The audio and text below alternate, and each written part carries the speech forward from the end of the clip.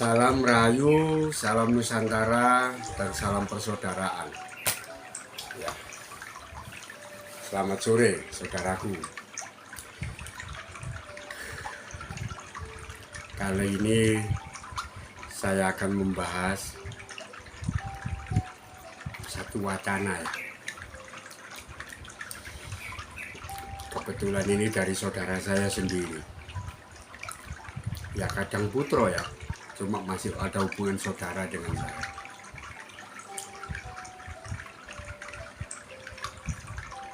Tanyanya itu begini sama saya. Ajarannya Romo itu bukan ajaran dogma dan doktrin. Itu maksudnya apa sih, Man? Ya memang anak ini kan ponakan saya sendiri. Nah, tanyanya gitu. Kalau manggil saya ya paman, bukan bagi. Kenapa ajarannya Kanjeng Romo itu nggak bisa disebut ajaran dogma dan doktrin atau ajaran agama?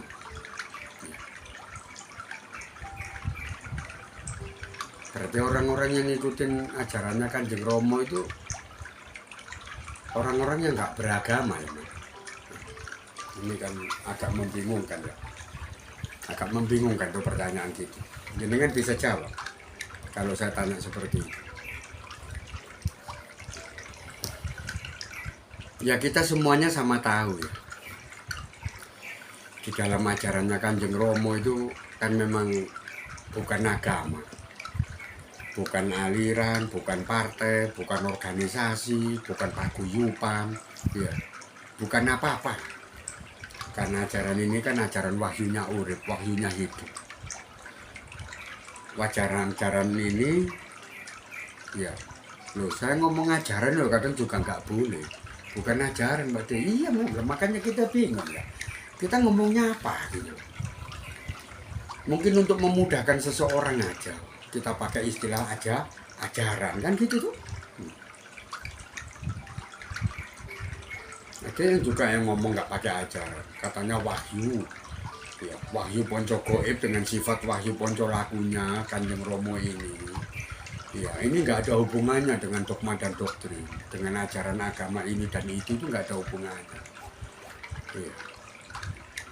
Gitu ya.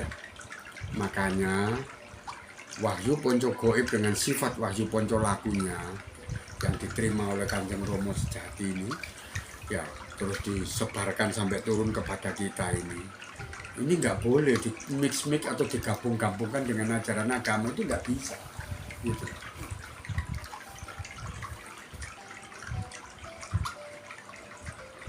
Karena di wahyunya Kanjeng Romo ini punya tatanan sendiri ya.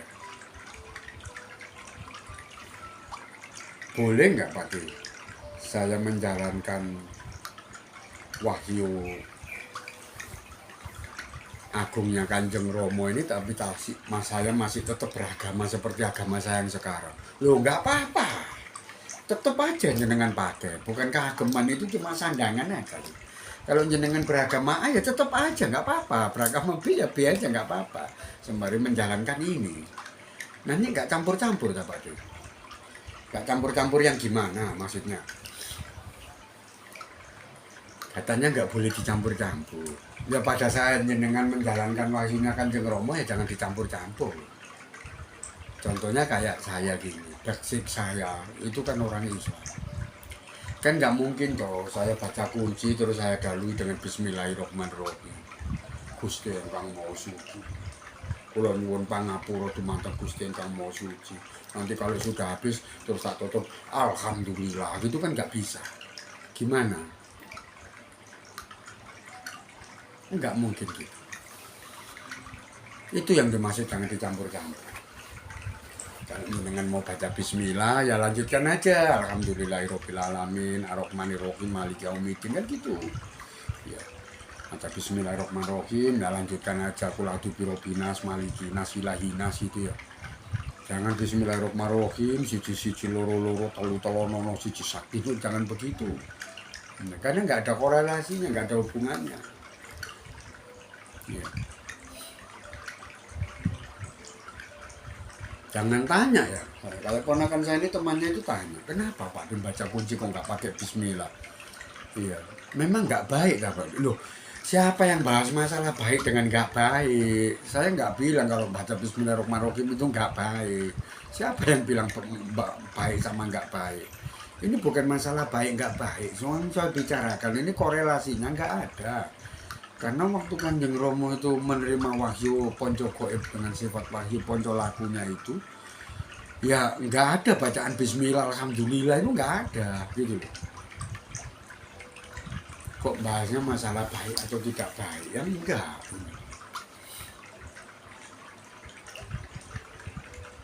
Terus penggaliannya juga sama tuh ya. Enggak ada kan orang-orang Putro Romo ya, ada yang ekstrim loh ya. Kalau orang Putro Romo yang ekstrim, mohon maaf ya, nggak usah masuk tunjuk diri yang nggak baik. Banyak kalau jenengan tahu orang-orang Putro Romo yang ekstrim itu sampai agama itu dibuang. Wus gak agama. Aku kepingin hidup dengan wahyu ponco goib berserta sifat wahyu ponco lakunya. Wus aku nggak percaya ono isu neraka siksa kubur, pahala, syafaat, kasih karunia.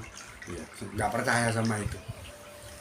Alam nirwana, saya nggak percaya sama itu. Karena di ajarannya Kanjeng Romo memang nggak ada itu.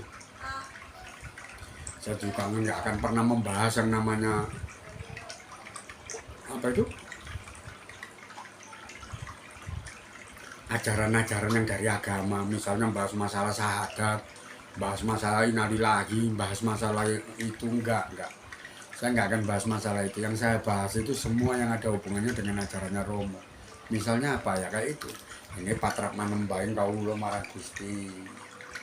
Ini patrap manunggaling kawula marang lah, ini yang tak bahas. Apa sih yang darani manunggaling kawula marang Gusti itu? Jumbuing kawula marang Gusti itu yang kayak gimana? Sangkan paraning dumadi itu yang kayak gimana? Nah itu. Yang disebut dengan saudara empat itu yang kayak gimana? Nah itu. Itu pokok bahasanya orang-orang Putro Romo itu seperti itu. Ya kadang jenengan yang lain di sana, di luar sana aneh. Saya sampai ketawa gitu. Ya tak tunjuk hidung aja ya. Jenengan ini orang Islam, tapi bahas masalah kakang kawat di hari-hari dulur papat limo pancer. Coba saya tanya, memang Rasulullah pernah bahas yang masalah gitu? Ya, mohon maaf ya, jenengan bisa cek lagi YouTube saya yang lain-lain. Ya saya itu 9 tahun loh ikut Romo Ajengan di Baitul Dakwah wal Hilmi itu. Iya. Ya, pendek kata 9 tahun saya ada di Pondok Paterekatan itu. Saya nggak pernah dengar ada dalil hadis Icuk Makiyas, ya, atau sejarahnya Rasulullah mengajarkan kepada Abu Bakar, Umar, Utsman dan Ali itu bab masalah kakang kawah di hari-hari sedulur papat limo pancer, itu nggak pernah membaca itu. Ya. Terus jenengan masuk ke situ itu loh, maksudnya apa? Gitu. Sama kan dengan orang-orang Putro Romo, nggak ada hujan, nggak ada angin, malah bahas masalah isinya Al-Fatihah. Ya saya kurang paham dengan Ibu Putro Romo yang bagaimana ya. Kok yang kayak gitu itu dibahas itu loh. Itu maksud saya itu.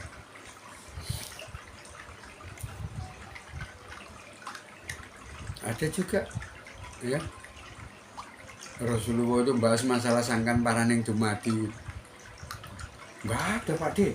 Tapi ada kiai itu yang bilang sangkan paraning dumadi itu ya innalillahi wa inna ilaihi raji'un. Ngaco Mas, bener ngaco. Saya itu lo ngerti kok innalillahi wa inna ilaihi raji'un. Wong dulu acaranya mama itu gitu. Pertama tawaud itu auzubillahi minasyaitonir rajim, bismillahirrahmanirrahim, syahadat innalillahi, baru asma.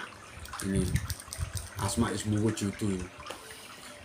Jadi innalillahi itu apa, saya itu diterangkan tak ngame. Innalillahi itu apa maksudnya? Innalillahi itu enggak sama dengan sangkan paraning dumadi. Jangan dicocok-cocok no Mas gitu. Ya. Sangkan paraning dumadi itu lingkupnya lebih dalam dan lebih luas lagi daripada innalillahi.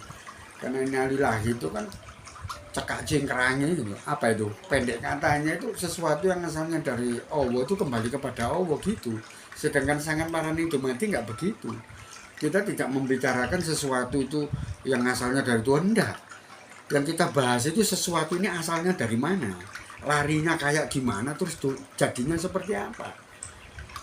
Apa betul sesuatu yang ini nanti terus kembali kepada asalnya? Belum tentu. Kalau innalillahi kan pasti sesuatu yang datangnya dari Allah kembali ke Allah. Kalau ini belum tentu. Setelah sangkan parang dumadi belum tentu balik ke sangkan yang tadi, balik ke asalnya belum tentu. Ada yang balik ke sangkannya, ya. Ada juga yang kejebak di dalam situ tadi, terutama makhluk manusia ya. Karena tidak bisa menjaga kesucian dan tetek bengeknya itu tadi, sehingga dumadi ini menungso ini tadi nggak bisa kembali ke sangkannya atau ke asalnya. Itu yang jenengan sama-sama kan, yang jenengan sebut sama ya. Ya nggak mungkin, itu bukan sesuatu yang sama. Banyak kan? Apalagi bahas masalah manunggaling kawula marang Gusti. Ya. Tambah seru lagi. Dan jenengan yang ada di luar sana, jangan bahas masalah ini. Atrapa weling manunggaling kawula marang Gusti itu ada Ustaz ya. Ustaz ujian akhir semester. Jangan disingkat ya. Nanti ketahuan. Sambung ngopo. Mana ada namanya manusia manunggal kepada Allah. Aja wajah lalu yang ngomong begitu siapa? Kalimatnya itu loh, manunggaling kawula marang Gusti. Berhenti toh. Enggak ada kalimat manunggaling kawula marang Gusti Allah. Enggak ada, wanya enggak ada. Terus jenengan oh, mana ada makhluk manusia menyatu kepada Allah. Tak laisa kami selifir. Kok niki ngomong apa? Itu bukan bagian dari ilmunya Rasulnya jenengan, bukan ilmunya Nabi jenengan. Gak usah bahas masalah itu. Mungkin kalau jenengan mau bahas itu bab masalah widatul wujud, ana al-haq, mungkin itu bisa. Tapi lek mau bahas masalah manunggaling kawula Gusti, jumbuhin kawula Gusti, itu bukan bagian dari ajaran agamamu. Gak usah kamu masuk ke sini terus ngomong pertar-pertar kayak orang pinter. Kalau saya lihat bukan kayak orang pinter, malah kayak wong gendeng. Ini. Ya pasti omong kamu keliru kabeh gitu loh. Sama halnya dengan kamu ngukumi orang Kristen dengan pakai Al-Quran. Nanti orang Kristen sendiri ngukumi orang Islam pakai Bible, pakai Injil. Yang mana bisa ketemu? Kan sama dengan itu. Iya tuh. Jenengan di luar sana bahas masalah jumbuhin kawula Gusti, manunggaling kawula Gusti. Ya gimana bisa ketemu? Iya. Gak bakalan ketemu itu. Oke, clear ya? Ya sama dengan ini tadi, kita balik ke pokok bahasan ya. Jadi apapun yang menjadi ciri dasar dari ajaran Wahyu Ponco Gaib berserta sifat Wahyu Ponco lakunya, itu jangan dihubung-hubungkan dengan agama manapun.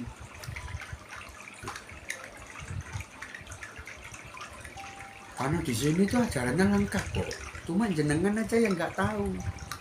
Iya, ada tempo hari itu yang tanya, Pak Din, saya dulu waktu di ajaran agama Islam saya kan sering tawasul Pak Din. Kalau sekarang saya jadi putra romo Pak Din, terus saya tawasulnya gimana Pak Din? Kalau saya pergi ke kuburan, saya mau kirim doa kepada leluhur saya, terutama bapak dan ibu saya, gimana Pak Din? Masa saya masih baca-baca ya Pak Din? Lah, karena jenengan nggak tahu kan, jenengan pasti ngomongnya begitu. Ya, padahal kalau jenengan tanya sama saya jabarkan. Telepon sama saya nanti, tak kasih di hashtag saya ya, saya jabarkan. Gimana tawasulnya itu tadi?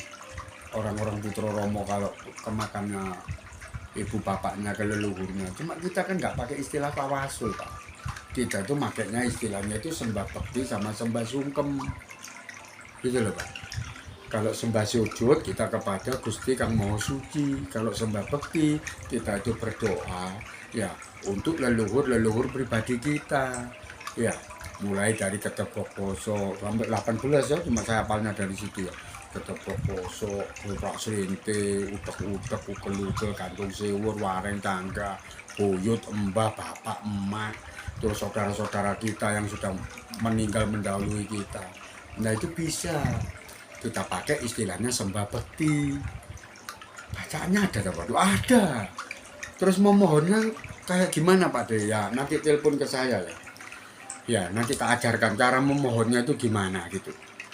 Ya, dimintakan apa Pak De? Ya telepon ke saya, dimintakan apa?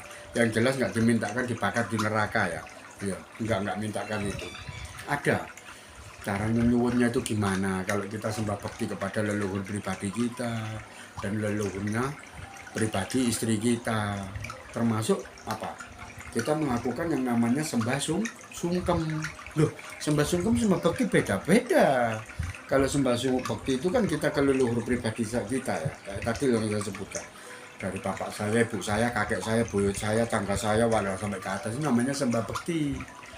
Ya, masih punya aliran darah sama saya. Kalau sembah sungkem, ini kayak saya gini ya, ada di petilasan atau pesarannya Sinuwun Sultan Agung Tirtayasa. Di depan pusaranya Panembahan Senopati. Ya, di depan makamnya Kanjeng Sunan Kalijogo.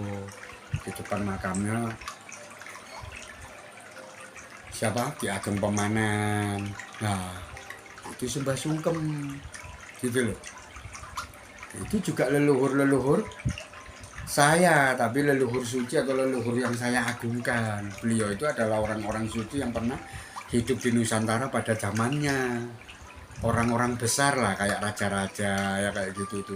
Nah itu saya pakainya sembah sungkem. Jajarannya Romo itu begitu. Makanya ada siji-siji, loro-loro, telu-telu nono. Terus balik ke paweling. Siji sembah sujud, loro sembah bakti, telune sembah sungkem. Gitu loh. Nggak boleh hilang, tiga ini nggak boleh hilang. Antara sembah sujud, sembah bakti, dan sembah sungkem ini nggak boleh hilang. Ya, orang Putra Romo harus berbuat seperti itu. Banyak ajarannya orang Putra Romo itu. Nggak perlu jenengan campur-campur dengan ajaran dan dogma dan doktrin dari ajaran agamanya jenengan yang selama ini jenengan anut. Makanya jenengan cari kadang sepuh ya, yang benar-benar sudah dari sana, yang sudah mencapai titik level pinaringan. Minta bimbingan sama beliaunya kadang sepuh itu, biar diajarkan semua ya.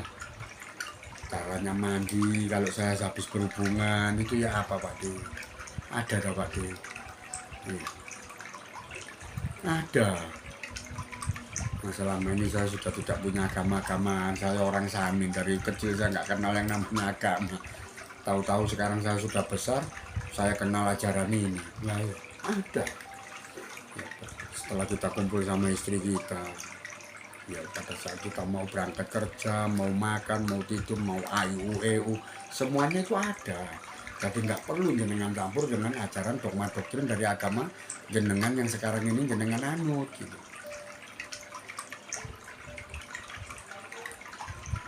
Kalau jenengan tertarik minat, nanti jenengan telepon aja, tak kasih nomor telepon di hashtag saya ya.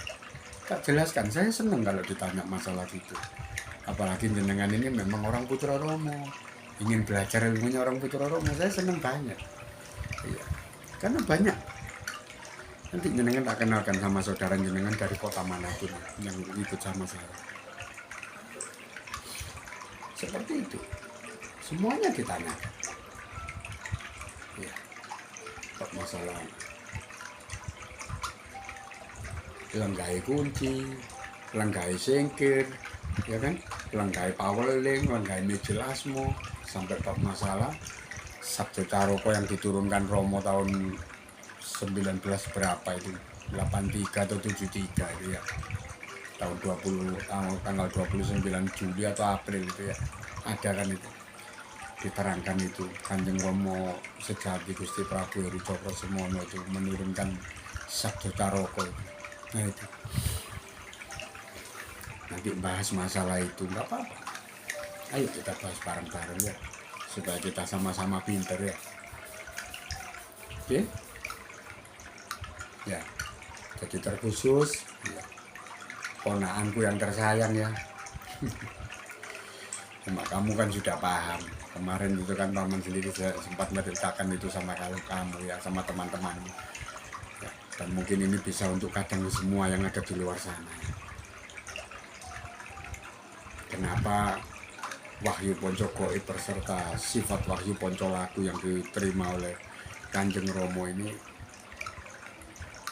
tidak perlu dan memang tidak boleh dicampur-campur dengan ya, bacaan-bacaan yang asalnya dari ajaran dogma dan doktrin.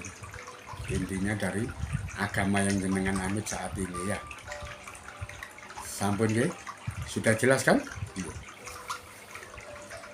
Salam Rahayu, salam Nusantara, dan salam persaudaraan.